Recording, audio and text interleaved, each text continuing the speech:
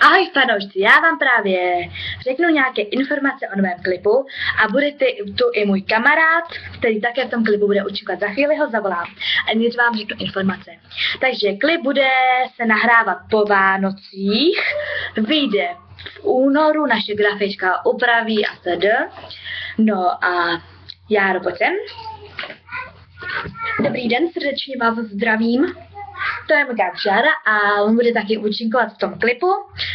Tam bude hrát takového kluka, který tam na party polije jednu holku. To bude hrát moje známá Štěpána Soukupa, takovou holku, ona bude hrát pěknou holku. No, bude to na písničku Show Businessu Demon Cats. Bude tam učit spousta mých kamarádů, pak je samozřejmě já a Žanda, to je jasný, pak tady Jára, pak obě dvě naše grafičky. No a tady Jára bude mít v ruce skleničku s vodou a tam se chce zpět, tak on jí polije a pak prostě všichni vodní odejdeme. Malý dotaz, budu polejvat Štěpánu Soukupovou? Ano, ty budeš polejvat. Takže a bude tu určitě i víc videí, bude tu i rozhovor. Můžu do toho skočit? Ano. Takže, kdybyste chtěli se podívat na mé videa, tak můj účet se jmenuje Jaromír Nesvadba. Děkuji.